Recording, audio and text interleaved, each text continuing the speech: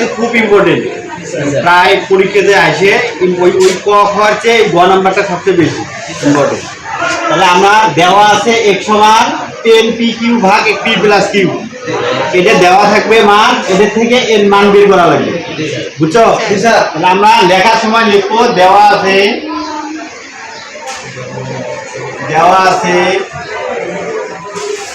x সমান 10p³ ভাগ p plus q।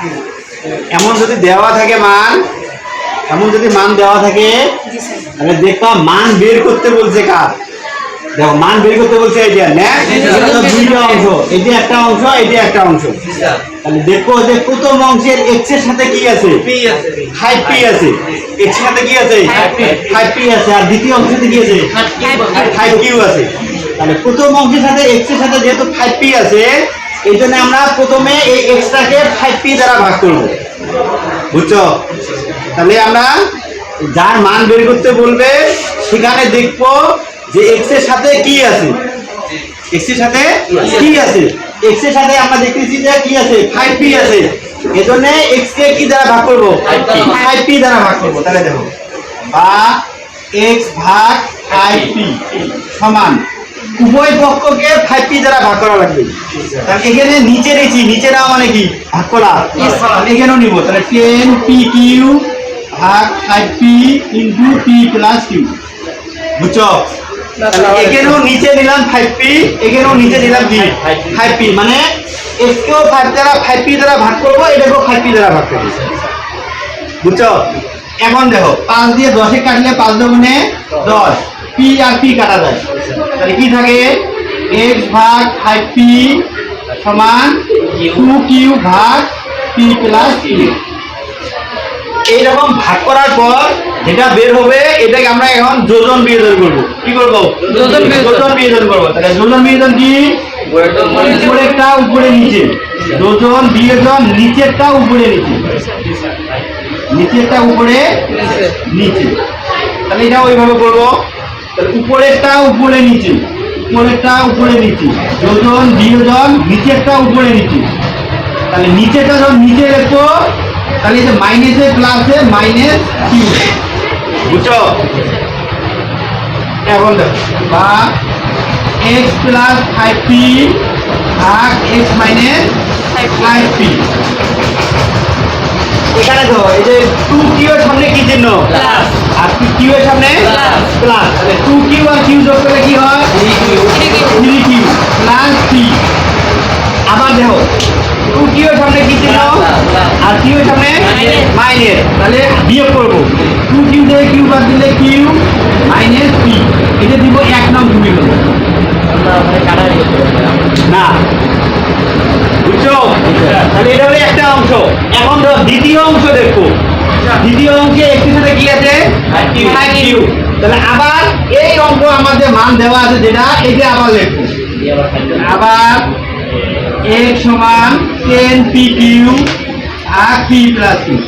তাহলে অনুরূপভাবে এবার ভাগ করব 5q দ্বারা, এটা যেভাবে করছি, এটা যেমন 5p দ্বারা ভাগ করছি, করিয়ে যে কাজগুলো করছি সেম কাজ এখানে করব।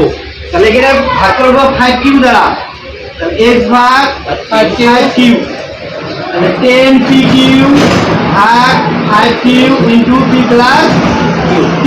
তাহলে এবার ওইভাবে কাটাকাটি করবো, 5 দুগুণে এবার কাটা q আর q। তাহলে থাকে কি x ভাগ 5q সমান উপরে থাকে 2p আর নিচে থাকে p প্লাস q। আবার এটাকে আবার যোজন বিয়োজন করব। কি করব? যোজন বিয়োজন করব। তাহলে কি করব, উপরেরটা উপরে নিচে, তাহলে x x যোজন বিয়োজন, নিচে আছে 5q, উপরেও 5q, নিচেও 5q। আমি এটা যোজন বিয়োজন করব। উপরে কি আছে, 2p, উপরেও 2p, নিচেও 2p, যোজন বিয়োজন। নিচে আছে কি, উপরেও p প্লাস q, নিচে p প্লাসে মাইনাসে মাইনাস q, বা x প্লাস 5q ভাগ x মাইনাস 5q সমান 2p এর সামনে কি চিহ্ন, আর p এর সামনে প্লাস। তাহলে যোগ করব, যেহেতু একই চিহ্ন 3p প্লাস q। এখন দেখো 2p এর সামনে প্লাস আর p এর সামনে বিয়োগ করব 2p থেকে p বাদ দিলে p মাইনাস q এটা দিব 2 নং সমীকরণ। এখন দেখো এই যে দুইটা অংশ আছে এই দুইটা অংশের মাঝে কি চিহ্ন আছে প্লাস চিহ্ন আছে এইজন্য আমরা 1 আর 2 নং সমীকরণ যোগ করব। তাহলে লিখবো 1 যোগ 2 তাহলে 1 নং এর বাম পক্ষ কি দেওয়া আছে তাহলে x প্লাস 5p ভাগ x মাইনাস 5p প্লাস 2 নং এর বাম পক্ষ x প্লাস 5q ভাগ x মাইনাস 5q সমান 1 নং এর ডান পক্ষ 3q প্লাস p ভাগ q মাইনাস p প্লাস 2 নং এর ডান পক্ষ 3p প্লাস q ভাগ p মাইনাস q। এখন আমরা কিন্তু এটার মান বের করব এটা কি দেখো একে না এটার মান বের করব এটা আর আমরা লিখব না এখন খালি আমরা সমান সমান দেব সমান সমান দেব মানে আমরা এই অংশটুকু কাজ করব এখন দেখো এখানে কি আছে q p আর এখানে কি আছে p q তাহলে এখানে q আগে এখানে q পড়ে তাহলে q টা যদি আগে আনতে চাই তাহলে কি করা লাগবে মাইনাস কমন করা লাগবে ওই মাইনাস কমন যেটা দিলাম মাইনাস ওই মাইনাসটা দিয়ে প্লাসটা গুণন করে মাইনাস বানাই দেব।